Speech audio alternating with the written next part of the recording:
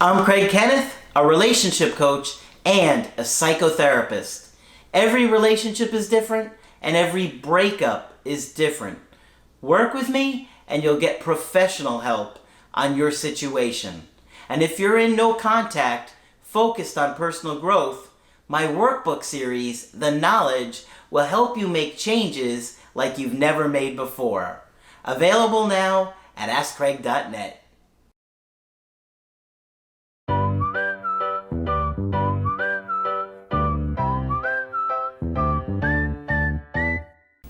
Hi there, I'm Coach Craig Kenneth. And I'm Coach Victoria. And in this video, we're going to be talking to you about my ex is confusing me, but I don't want to reach out first.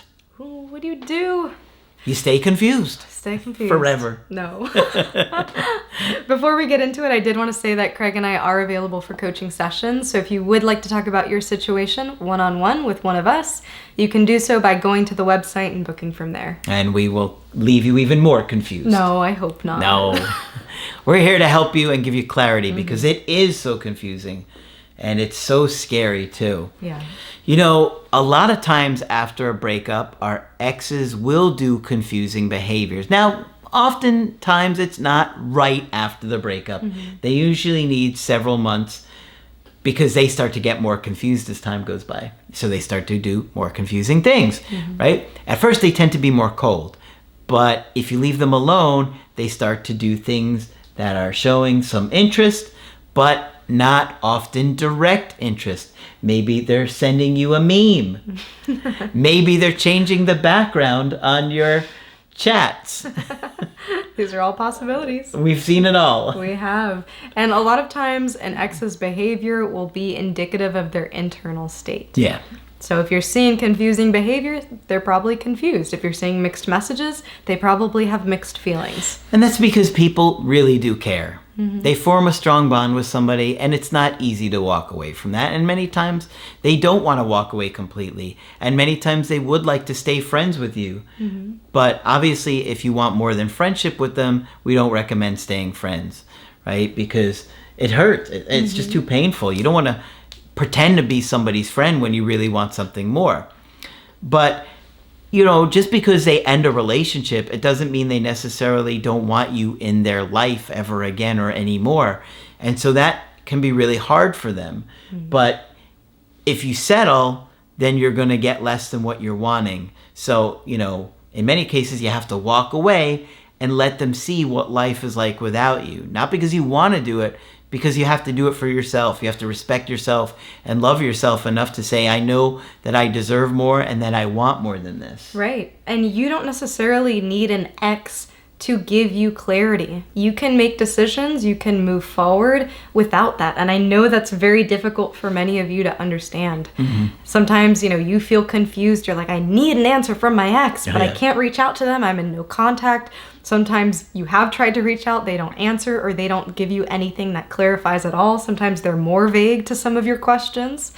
And so it can be a very frustrating situation. Yeah.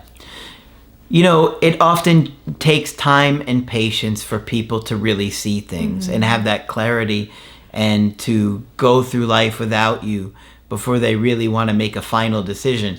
And you may be saying, but they already broke up with me. And that's true. But a lot of times it doesn't feel final, right? Just like for you.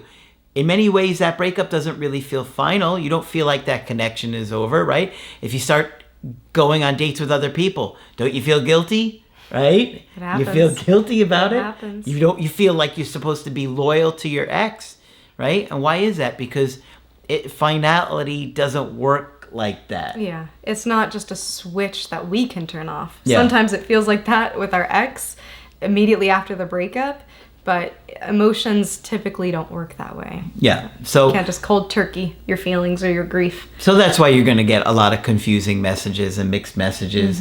And a lot of times those little things will start to increase, and then it will lead to you being able to turn things around as well, right? It's not usually somebody coming back and going from, I don't want to do this anymore, to, I'm all in. Yeah, I'm Let's all go. in. Let's fix this. Yeah. It's usually small little bids to connect and repair things with you. That's how it gets repaired. So I've got a good email coaching today that I wanted to share with you guys. And this is from a lesbian couple that said, "Hi, Coach Craig and Coach Victoria." You got a hi there this time. Ooh, thank you for the greeting. "I'm glad I finally decided to reach out to you for help after watching various breakup videos for several weeks. My name is Dana. I'm in my mid-20s from China, and I recently finished my master's degree in the spring of this year." So that's great. Mm-hmm. Congratulations to you for that hard work. "My ex is Natalie, around the same age, and she works in a hospital. We are a same-sex couple. I met Natalie through Tinder in the fall of 2022, and we became official in the spring of 2023. So about 5-6 months later, so that sounds pretty reasonable. Mm-hmm. And we've also changed the names on the emails. Just want to let you guys know. We always change the names. Yeah, then we get a lot of Newmans or funny names that I come up with. I like to keep myself entertained with the names. Yeah, we like to try to keep some anonymity here. Yes, we always do that for you guys to protect you. Because we know if you don't want to feel exposed. Mm-hmm. So, and don't worry, any of you that do an email coaching, I always ask if it's something that you would like me to consider or not. So all you have to do is at the top of the email coaching say, "No, I don't want me to be considered for an email."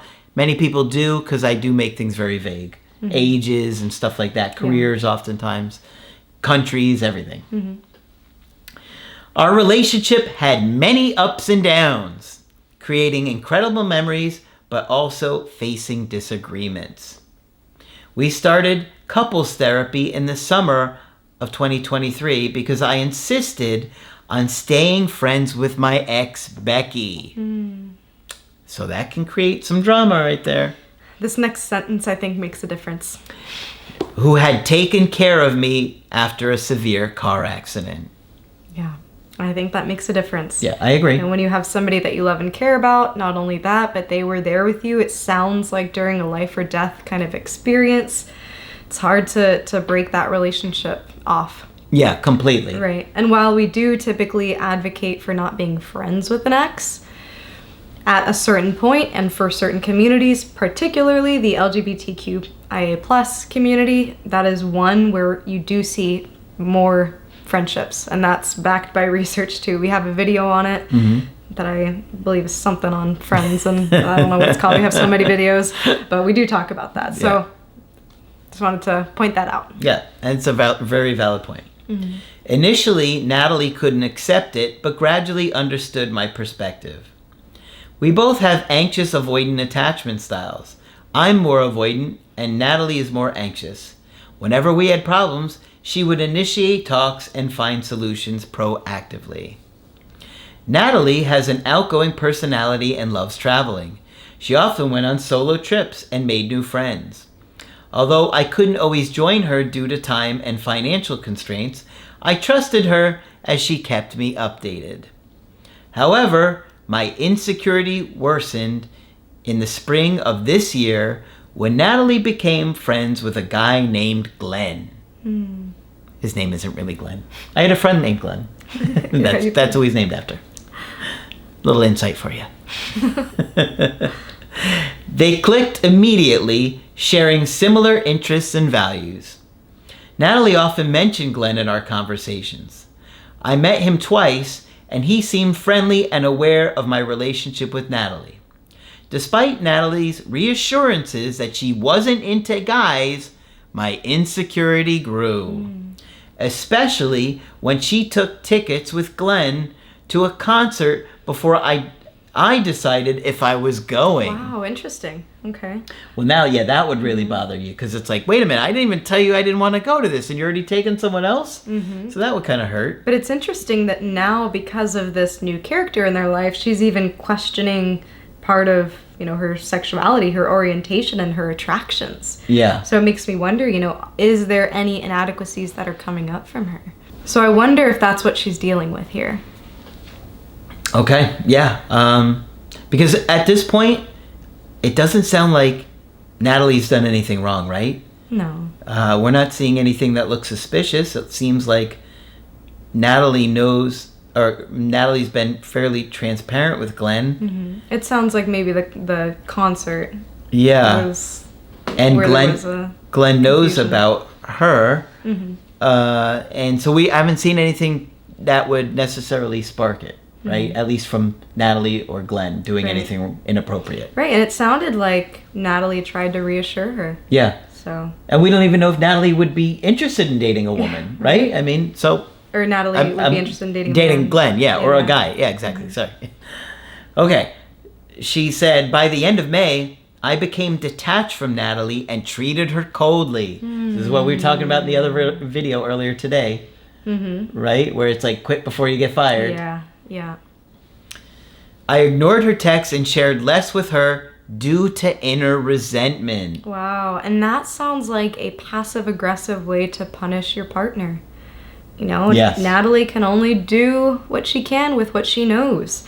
So if she doesn't know that this is bothering you so much, it's going to be very difficult for her to try to help you and reach you where you're at.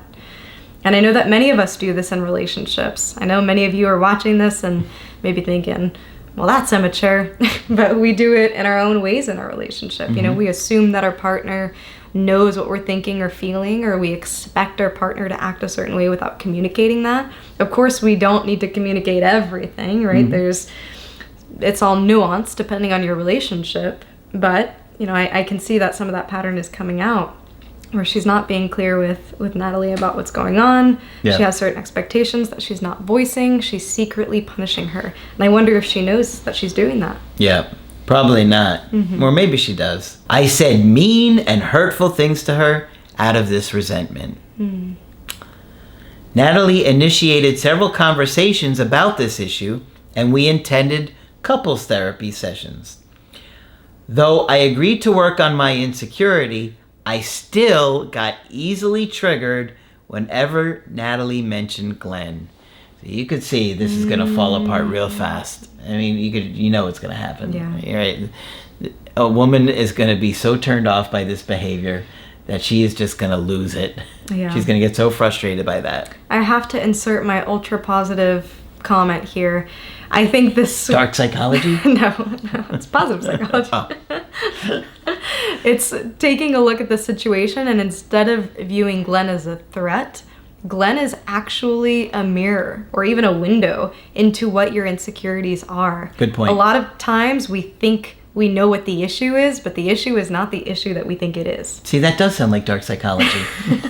So twisted. So, you know, I think here, obviously, you know, time has passed. We're reading this in the future. However, I do think that if she really were to look at it and break down, what am I thinking that Glenn can provide to her that I can't? You know, is there something that's... Okay, Craig. Okay, Craig. But I didn't say a word. It's something worth considering if you're in a situation like that. It sounds like a lot of jealousy is coming up for her. Yep. Jealousy can be really a tool, if used correctly, to increased self-esteem, to increased confidence, if we're able to know how to work with it. It sounds like she's feeling immense amounts of jealousy. She wants Natalie to change her behavior because of it. She's embarrassed to say that. She's embarrassed to say, hey, I'm jealous, I'm really struggling with this, because she's going about all these passive ways to try to tell her without telling her. Yeah. And when you think about it, it's potentially to someone that may not even be an option for a love interest. Yeah.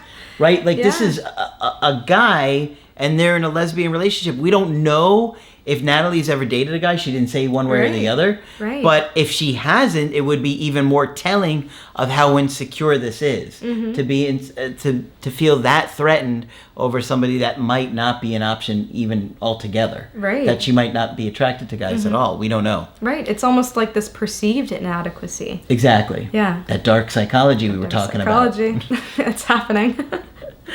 Okay. Towards the end of June, after she chose to stay with Glenn and other friends at a show I attended separately, I told her I couldn't trust her.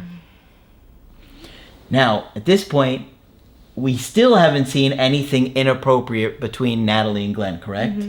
Nothing that feels like she's done something wrong. Maybe she does have a crush on this guy. That's possible. But as far as we can tell, we haven't heard anything that looks inappropriate. Right, and this must be so confusing for Natalie. I'm thinking this is almost like I don't know, somebody being allergic to peanuts and someone saying, don't eat those peanuts. I don't trust you to eat those peanuts. I know you're deathly allergic to them and you would never eat them because you would die, but don't eat those peanuts, right? It seems like a situation like that where it's, okay, I've lived with this allergy my whole life. I know not to eat peanuts. You know, it's something that I have an aversion to even. But why are you being so distrustful about me eating peanuts? You know, if I was Natalie, I would be so confused in this situation. What are you distrustful of? Yeah. What are you worried will happen? Do you not believe me when I say I'm attracted to women? She'd get angry. She would start to get angry at this point. Like, I don't, right? Like, this is really getting on my nerves now. Like, why are you accusing me of this? Yeah. I haven't done anything. Yeah. And I wonder if some of this also has to do with heteronormativity and maybe even some, big words, internalized homophobia here. You know, thinking maybe she does secretly like men. Maybe she's been lying to me this whole time. And it's this internalized homophobia that maybe this whole gay thing is made up, you know, and this is something that people on the queer spectrum do experience, you know, is a lot of self-doubt, there's a lot of questioning, and that's just because of society struggles with, you know, acceptance. So I wonder if some of this is coming out. I don't know, this is speculation, but I think it's worth considering talking about. it. Yeah. Okay, let's go on here. She texted me saying that she was done being my therapist and we were over. Then she blocked me on Instagram. I panicked, bombarding her with texts and calls, but she blocked my number. I waited for her. Here we go. This is going to be bad. I waited for her at her apartment parking lot to talk to her, but she called me, stating that she didn't want to be with me and would involve the police if I ever showed up again. What have we told you guys before on the channel? You ever show up at a woman's house, they're going to be very likely to call the police or say they're going to. Yeah. It freaks women out very quickly. Right? So, not good. This is not good. Right. She said I wasn't a good person. We were too different, and some aspects of me didn't fit her core values. Wow. Some harsh stuff to hear, especially you're not a good person. Yeah. Right? Where is that coming from? What was she doing that would make her say you're not a good person? Yeah. You know? And I know that many of you struggle with that moralistic, you know, you work so hard to do things right, to go about things the right way, that to hear that from someone so close to you is like a dagger. You start to really question yourself. Yep. She also kicked me out of an Airbnb we booked for a trip to New York with mutual friends and excluded me from group activities because she felt uncomfortable due to my pleading and felt I disrespected her boundaries. Well, you did disrespect her boundaries. Let's not say feel. You did. You showed up at her apartment. Yeah, that scares a lot of people. Yeah. So, I felt deeply hurt, but still sent her a message in early July apologizing for not handling the breakup well and not respecting her boundaries. So at least she owned up to it. She liked the message, but didn't reply. No surprise there, right? That's what a lot of people would do. Since then, I've strictly followed the no contact rule and been working on mood regulation. Good. That was our last one-on-one interaction. We're still in a group chat with mutual friends. Oddly, whenever I joke with friends, she often jumps into the conversation and reacts to my messages. Here's some of that confusing behavior. Towards the end of July, we met at an event, and she tried to talk to me twice, but I only responded with single words. Be kind of strange. Yeah. Hey, how you doing? Good. You having a nice time? Yep. Not even a word, just an expression. All right, see you later. Yeah. Sounds like you panicked there. Yeah, and I don't blame her. I mean, it seems like she's really been distanced from her and the group in some ways, and so she might be very conscious now of how she comes across and doesn't want to overdo it. So I understand some of this maybe seemingly awkward. It takes it too far, though. Yeah. You have to act more natural in front of your ex again, especially that she approached her twice. Yeah. Right? That's a good sign. She's reacting in the group chat. She's coming over, approaching her. You can't just shut down. It's going to look like, okay, this is weird and awkward and uncomfortable. You can't act like that because you're going to make them feel weird and awkward and uncomfortable. All right? We're trying to recreate attraction, not scare them. Yeah. And right? And safety, really, if you see her come up to you, it's very different than you approaching her, you showing up unannounced. Yeah, exactly. So this is slowly changing, and so you have to change. You can't just shut down and act like you did at the time of the breakup. Right. A few days later, I noticed Natalie unblocked me on Instagram, though she didn't follow me or reach out privately. Both of our accounts are private accounts, so this confuses me a lot. I'm confused by these interactions and still wish to reconcile, but I want to avoid compromising my self-respect by reaching out. Thank you for your guidance. Okay, well, look, she is making some efforts to have some bids to connect with you, because if she didn't want to, she wouldn't respond in the group chat, and she certainly wouldn't approach you in person at an event. And now she's unblocked you. Well, don't reach out. Okay, don't reach out. Just because she's unblocked you doesn't mean reach out. It means it sounds like she's warming up to the idea of connecting and communicating with you again, which the biggest thing for me is approaching her twice at this event. Yeah. And the two of you are in similar circles, so it sounds like that opportunity may come up again. Yeah, I think so. And at that point, if she approaches you again, which it sounds like that's been part of the pattern of behavior, then you can choose to do things a little differently. Maybe test some of the waters yourself and see how it goes. Trust more of your ability to be respectful, cordial, and polite to someone. You have to act more normal and relaxed in somebody's presence and not just so hurt and angry and shut down. It almost feels like when you get in trouble with your parents and you're a little kid, and so you don't say anything, but you're just so angry. So you're like passive aggressive. You know what I mean? Yeah, I wondered that too. I wondered if one of those single worded answers in person was also a way of being like, well, I'm mad at you because you pushed me away now. So then it just becomes this tit for tat, which it sounds like it kind of was before this whole situation. But the irony is that this is really mostly on her insecurities and these accusations about Natalie and Glenn, when we don't really see any hard evidence that they had done anything inappropriate. So this is really about her insecurities, lashing out, getting angry, saying, I don't trust you. If somebody says they don't trust me when I haven't done anything wrong, that's going to make me mad too. It's like, hold on a minute. I've never done anything wrong here. Why don't you trust me? And you're only going to tolerate so much of that before you're like, you know what? You don't trust me? I'm leaving. Bye. Yeah. People get angry about that stuff. Yeah. It feels like they're attacking your character with no basis for it.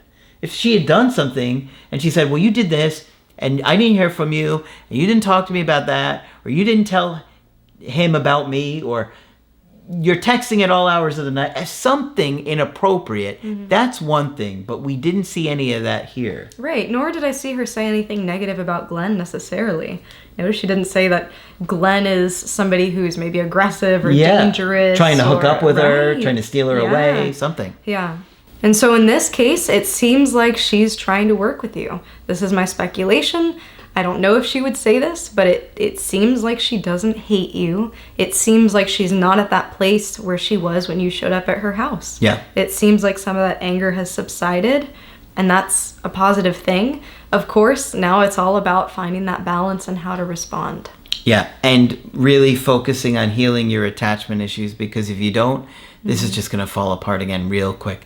You're going to have to process a lot of hurt, a lot of anger. You're going to have to really take a look in the mirror and really see how you played a big part in this breakup. And I'm not saying that to beat you up. I'm saying that because you have to be aware of it. Because if you're not aware of those things, you can't fix it.